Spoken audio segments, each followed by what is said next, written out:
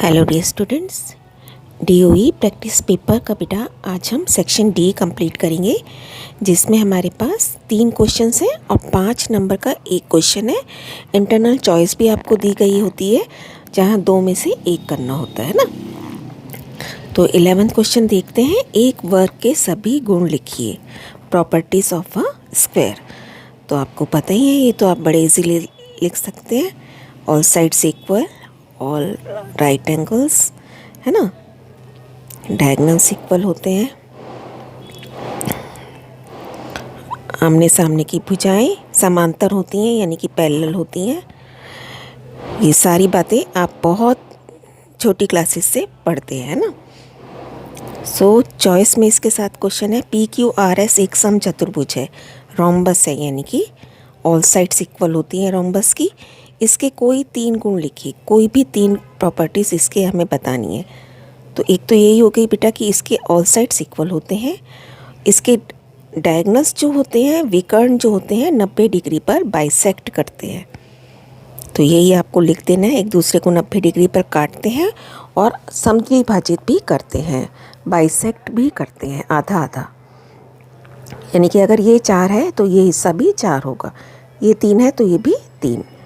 अब आगे इसने कहा है पी ओ इज़ 4, तो हमने 4 लिख दिया। ओ क्यू इज़ 3, ये 3 दिखा दिया यहाँ पे। तो P R plus S O बताइए। पी आर कितना हो गया बेटा, 4 इधर है 4 इधर है ना। हमें पता है कि ये आधा आधा कटता है, तो ये 8 हो गया और ये 6 हो गया पूरा। टोटल हमारे पास आ गया 14 cm। उपयुक्त सर्व समीका का प्रयोग करके 78 होल स्क्वायर का वैल्यू बताइए।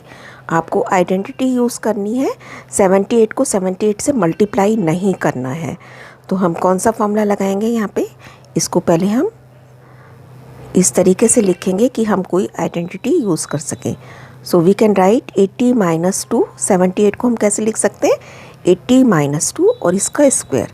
अब ये बन जाएगा a - b का होल स्क्वायर, यानी कि फर्स्ट टर्म का स्क्वायर दैट इज़ 80 स्क्वायर।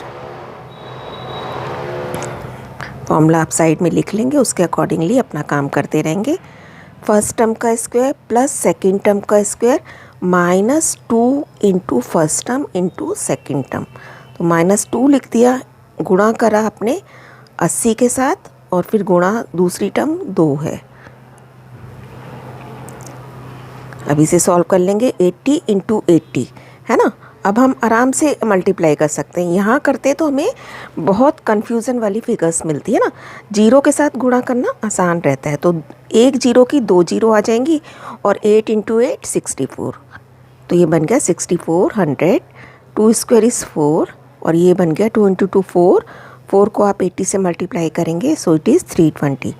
अब इन दोनों को पहले जमा कर लो और फिर 320 घटा देंगे। Final answer is 6084। नेक्स्ट है 4y² - 12y + 9 का गुणनखंड कीजिए। इसको फैक्टराइज आपको करना है। तो बेटा देखिए कैसे करेंगे। 4y²,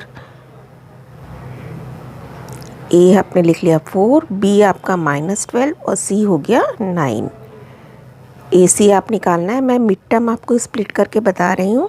अदरवाइज़ आपको ये देखिए 2y का स्क्वायर है और ये 3 का स्क्वायर है, तो ये 2y - 3 का होल स्क्वायर भी बन जाएगा अगर हम डायरेक्ट लिखें तो। ये आपको मेथड आता है। आपने 4 इंटू 9 किया, इसके बाद इसके फैक्टर कर दिए। अब मुझे 2 पेयर ऐसे बनाना है, एक पेयर ऐसा बनाना है कि जिसको जमा या घटा करें तो मुझे घटा 12 मिल जाए। तो हमने क्या बना लिए, 2 इंटू 3 6 और 2 इंटू 3 6, क्योंकि यहाँ माइनस है इसलिए यहाँ पे माइनस का साइन लगाया। अब मिड टर्म को आप हटा देंगे, उसकी जगह हम लिख देंगे -6y + 9 एज इट इज़। अब 2 की पेयरिंग करेंगे, माइनस कॉमन निकाला तो इधर भी प्लस की जगह माइनस रह गया। अब पहली ब्रैकेट में से 2y कॉमन, फिर 2y - 3 बच गया, यहाँ से 3 कॉमन 2y - 3, दोनों ब्रैकेट सेम आनी चाहिए। अब आपका बन गया 2y - 3 2y - 3। यही काम हम डायरेक्ट भी कर सकते थे, जैसा मैंने आपको बताया। सिर्फ मिड टर्म को स्प्लिट करने का तरीका मैंने यहाँ बताया आपको, otherwise you can solve it directly. क्योंकि ये 4y को क्या लिख सकते हो आप, 2y का होल स्क्वायर, और 9 को क्या लिख सकते हैं, 3 का स्क्वायर। तो अब क्योंकि माइनस है तो ये 2y माइनस 3 का होल स्क्वायर बन गया। इसी के साथ चॉइस में हमारे पास क्वेश्चन है 3m square plus 9m plus 6। अब यहाँ 3m को मैं किसी का होल स्क्वायर नहीं बता सकती, है ना। कोई भी ऐसा नंबर नहीं है जिसको 2 बार गुणा करो तो 3 आ जाए, है ना ही 6 है। तो यहाँ तो हमें मिड टर्म ही स्प्लिट करनी पड़ेगी, मध्य पद को ही तोड़ना पड़ेगा।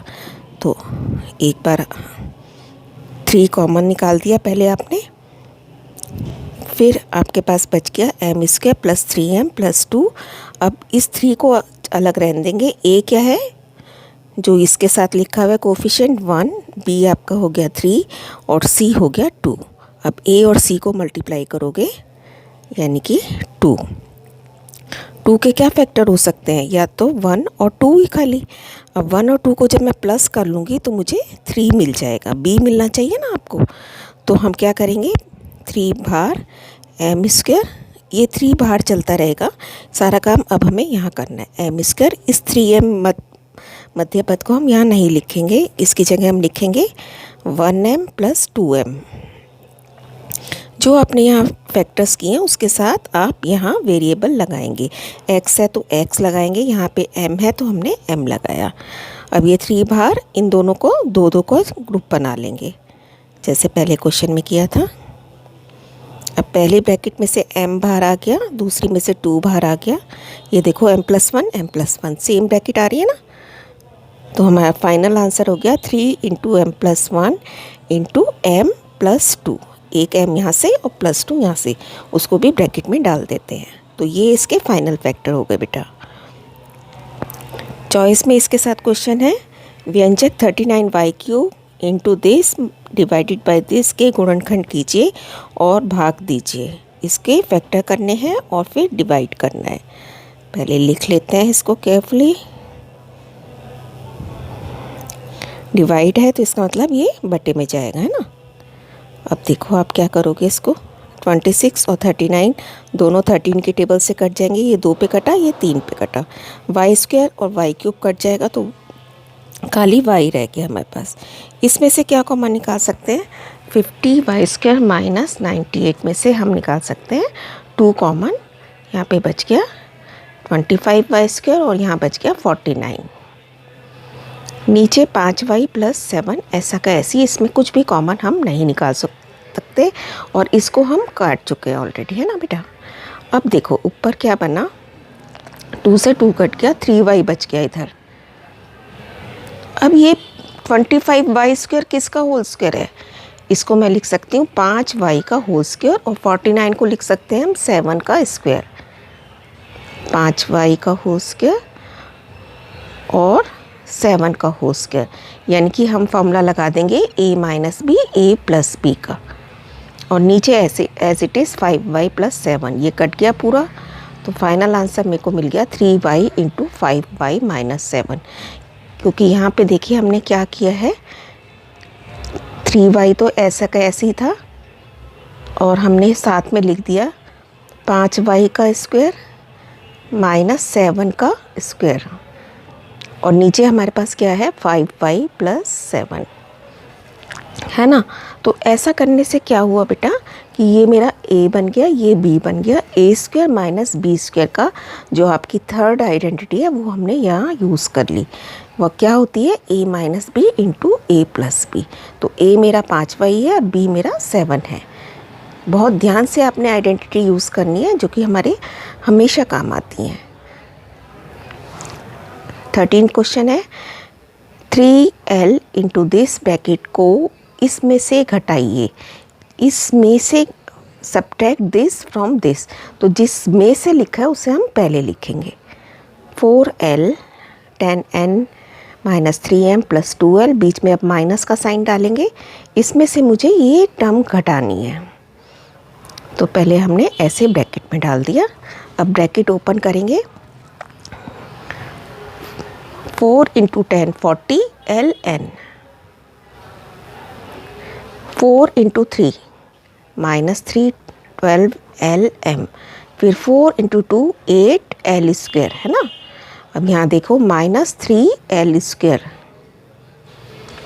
Minus minus plus, 3 into 4 12 LM, फिर माइनस प्लस माइनस। एक एक साइन भी आपने ध्यान से कंसिडर करना है, पहले साइन फिर नंबर फिर वेरिएबल।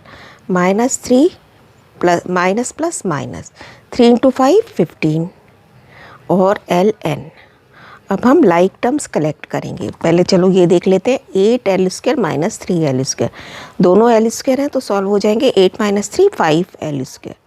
अब 40 LN ले लिया आपने और यहाँ से 15 LL माइनस के, इन दोनों को सॉल्व करोगे तो 40 माइनस 15 25 LN, फिर रह गया 12 LM माइनस का और ये प्लस का, दोनों सेम टर्म्स हैं तो ये तो बिल्कुल ही कट गई।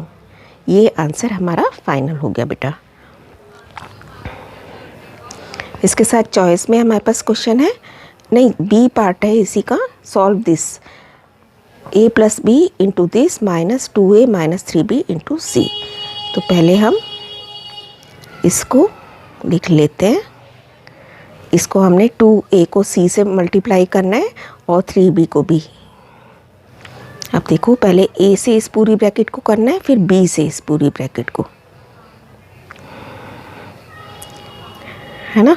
और ये खोल दिया, माइनस इधर से 2a इंटू सी, फिर minus minus plus 3b into C. अब इस a के साथ मल्टीप्लाई करेंगे, 2a square minus 3ab plus AC plus 2ab minus 3b square plus BC minus ये ऐसे का ऐसे। अब फिर से लाइक टर्म कलेक्ट करेंगे, 2a स्क्वायर के साथ देखो कुछ है नहीं है, फिर हम माइनस 3b स्क्वायर लिख देते हैं, हाईएस्ट पावर पहले लिख लेते हैं ना। अब माइनस 3ab लिखा हमने तो इसके साथ 2ab भी चला जाएगा, तो -3 प्लस 2 में क्या बचेगा, -1ab। अब AC देख लो, AC इधर से और -2AC, यहाँ पे भी माइनस का AC बच गया आपके पास, और ये BC प्लस 3BC, तो ये तो प्लस हो रहे हैं तो ये 4BC बच गया बेटा, और ये हमारा आंसर हो गया। दैट्स ऑल बेटा, keep on learning, stay blessed.